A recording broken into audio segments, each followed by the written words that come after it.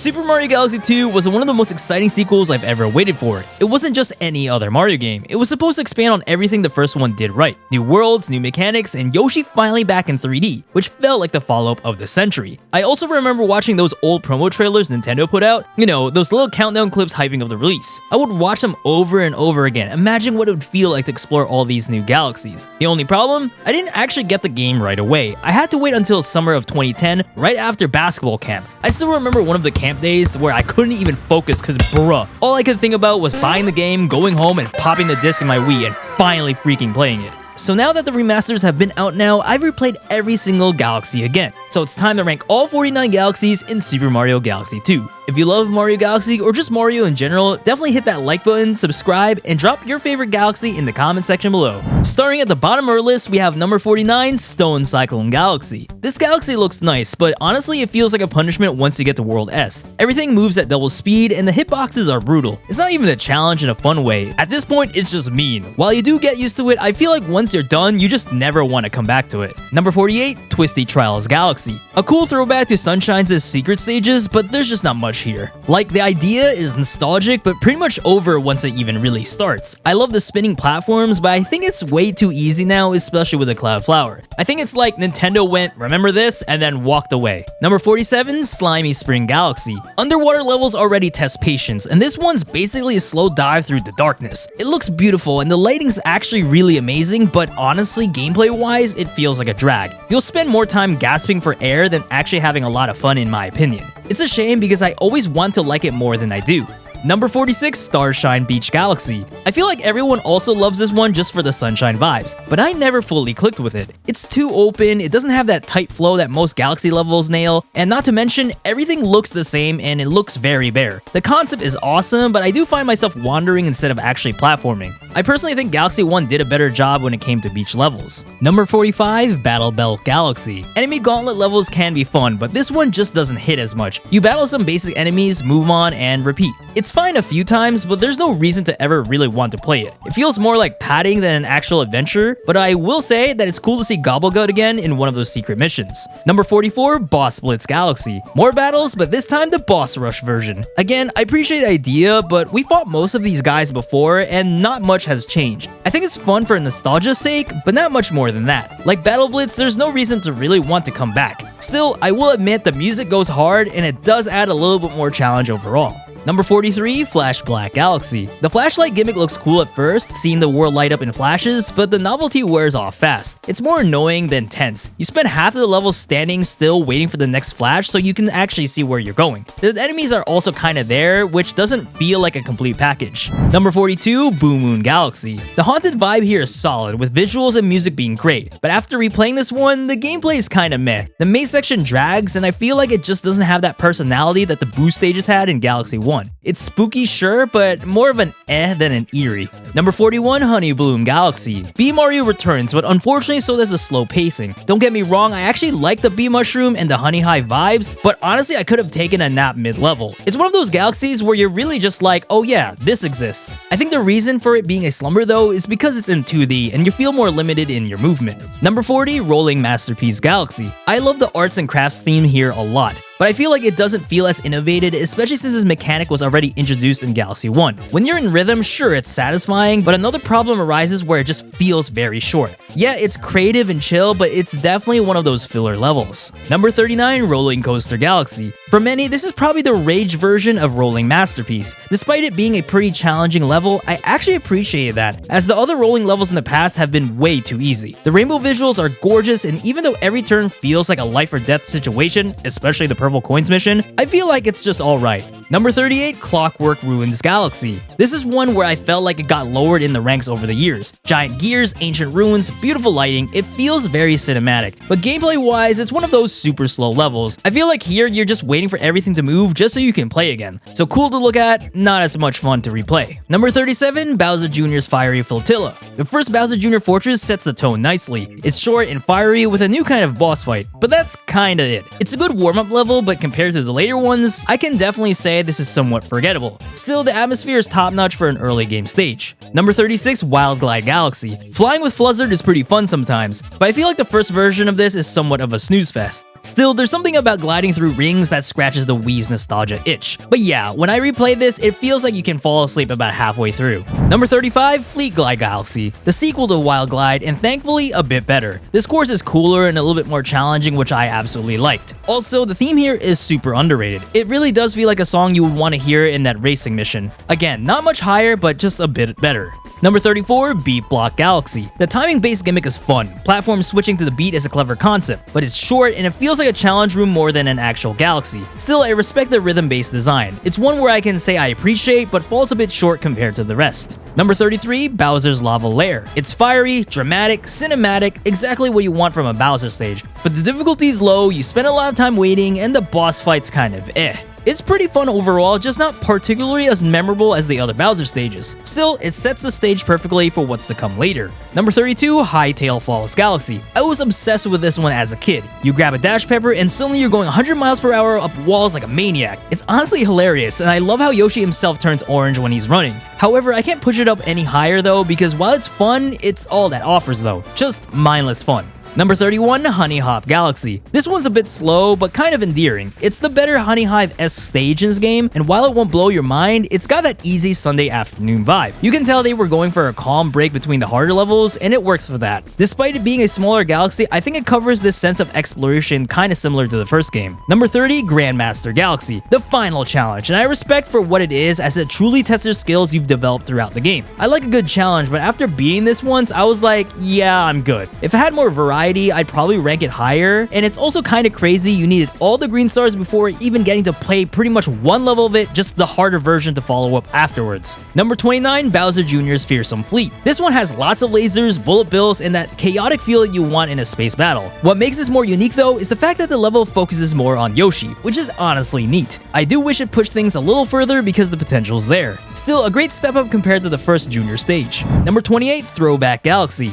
Whomp's Fortress makes a big return here, and it's fantastic for the fan service. But outside of nostalgia, it doesn't add much new. I love running around in it, but it's more like revisiting an old friend than meeting something new. If it offered a bit more unique missions, I think I would have liked it more. Still, this galaxy puts a smile on my face every time. Number 27, Supermassive Galaxy. Big Goombas, big platforms, big fun. It's silly, the music slaps, and I love how tiny you are. But after a couple stars, you've pretty much seen it all. It doesn't have many planetoids to explore, and sometimes everything feels a little too big and open. I think putting it around the middle makes the most sense here. Number 26, Mario Squared Galaxy. Short and sweet. I love the pixel art design and how quick it is to clear. It's basically a snack-sized level that knows exactly what it wants to be. I always replay it whenever I want something simple and satisfying, and also call me crazy, but returning to the Purple Coins mission is always a blast, even if it's nerve-wracking. Number 25, Sky Station Galaxy. The opening galaxy of the game and a good tone setter. It's light, fast-paced, and just screams, welcome back. It's not deep, but it doesn't really have to be. It reminds me of why Mario platformers feel so timeless. However, I don't think it's as memorable as Good at Galaxy. I don't know, it just feels like Sky Station's missing some pizzazz to allow it to go up any higher.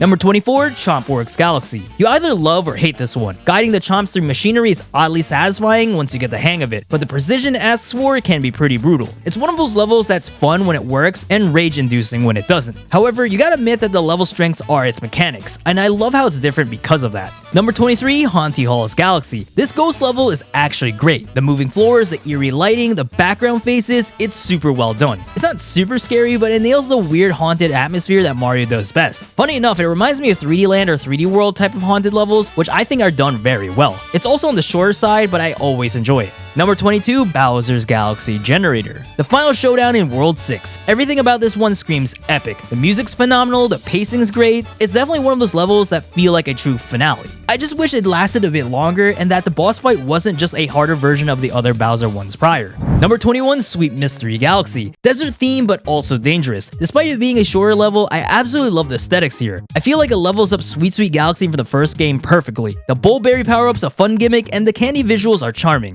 Number 20, Puzzle Plant Galaxy. Great platforming, satisfying destruction, and that catchy woodwind theme. So good. Every section here feels handcrafted. It's not flashy, but rock solid and fun every time. It's a crime that this level didn't get more than one main star mission. Feel like it would have been higher on this list because of that. Number 19, 13, Flipsville Galaxy. The flipping floors mechanic makes this one super engaging and unique. You're constantly switching sides, dodging enemies, and feeling very clever about it. And the boss fight, easily one of the most satisfying in the game. We need more boss fights like this where it's not as simple as just hitting them directly. Number 18, Right Side Down Galaxy. Classic platforming with a twist. The gravity gimmick keeps things fresh without going overboard, and it feels straight out of Galaxy 1, but with more purpose. It's simple, clean, and a joy to replay. Plus, I don't know how to describe this theme, but it's just so good to listen to. Number 17, Upside Dizzy Galaxy. Basically Right Side Down's cooler older sibling. It's faster, trickier, and the visuals pop more. I also think of these two as a back-to-back pair, and this one definitely takes the win as it adds more layer of challenge and more puzzles to explore.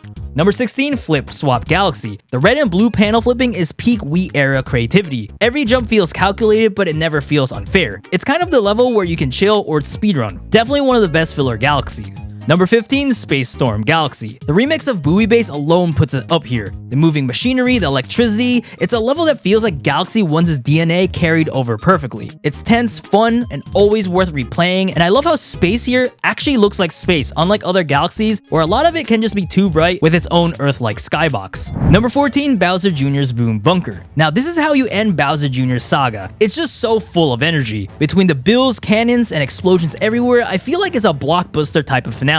Not to mention, this boss fight is very creative and utilizes the Cloud Flower very well. It's probably my most favorite boss fight in the game. Number 13, Boulder Bowl Galaxy. Rock Mario is criminally underrated. Smashing through everything in your path feels amazing, and the planet designs make it even more fun. I'm also a fan of Rolodillo's design and having to use a power-up to hit him. I will say, I mostly replay this one just to roll around aimlessly, which is super satisfying. Number 12, Flip Out Galaxy. This one's all about precision, wall jumping between panels while the walls flip, genius level design. It's also one of those late game galaxies that tests your skills, especially with those scary Cosmic Marios chasing after you. And once you pull off everything cleanly, it just feels so good and very rewarding. Number 11, Bowser's Gravity Gauntlet. This is a very cinematic, fiery, gravity twisty ride. Unlike World 6, this galaxy keeps the energy high from start to finish. It's kind of everything you want in a later Bowser galaxy. Challenging enough, stylish, and packed with flair. I think it's my favorite Bowser level due to the variety that can be found here. Number 10, Spin Dig Galaxy. Digging through planets is peak Mario Galaxy innovation. Like, it shouldn't make sense, but hey, it's creative,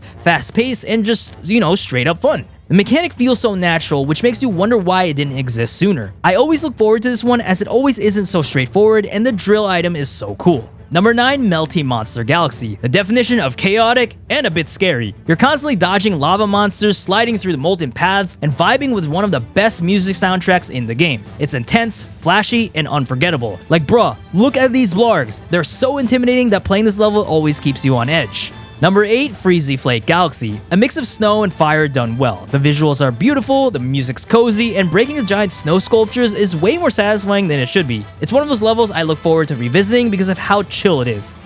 Get it? Number 7, Yoshi's Star Galaxy. The start of Yoshi's big 3D comeback. The design's clean, the pacing's tight, and just feels right to play. The music hits instantly too. Even though Sky Station is the first galaxy in the game, I think Yoshi's Star fits a better representation for Super Mario Galaxy 2. It screams, yeah, this sequel is gonna be great. Number 6, Slip Sand Galaxy. While many people are not fans of sand levels, I generally think this one fills the criterion when it comes to fun and also chaotic. The sand surfing sections are adrenaline filled, and the visuals, gorgeous. It's tough, but fair, the kind of challenge that keeps you locked in. Every death here pretty much feels earned, and the Squizzard boss, bro, is so funny to come back to. Number 5, Fluffy Bluff Galaxy. The Cloud Flower debut and one of the most relaxing stages also in the game. Floating through the air on self-made platforms feels very magical. It's chill, creative, and the perfect example of Galaxy 2's charm. I also like how it embraces the style of Mario games very well. Like, it doesn't need to do as much to make you appreciate it. Number 4, Cloudy Court Galaxy. Everything just clicks here. The wind, the clouds, the floating platforms. It's elegant, relaxing, and full of personality. The soundtrack, again, is beautiful. It's like platforming in meditation. It's basically Fluffy Buff, but taken to the next level, as it takes even more advantage of the beloved Cloud Flower even more.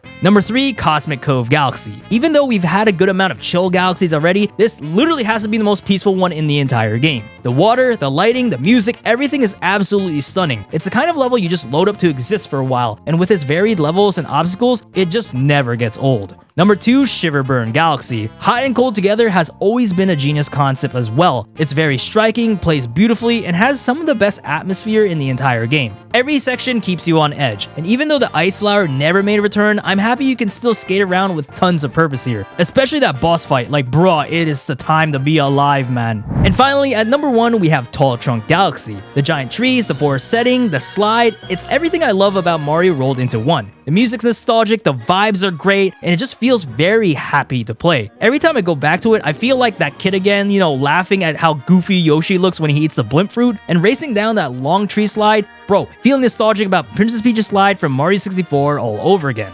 In the end, Tall Trunk Galaxy just captures everything I love about Mario. The wonder, the simplicity, the atmosphere, it's the kind of level that reminds you why you fell in love with the series in the first place. And for me, it'll always be peak. And that's my full ranking of all 49 galaxies in Super Mario Galaxy 2. Some were questionable, some were nostalgic, but to be honest, all of them remind me why I love the game so much. Galaxy took everything great about the first game and cranked it up with new ideas, cleaner pacing, and with that same sense of wonder. So, what is your favorite galaxy? Did I underrate yours, or do you agree with me? Let me know in the comment section below. If you enjoyed this video, be sure to drop a like, subscribe, and check out my Super Mario Galaxy 1 ranking if you haven't done so already.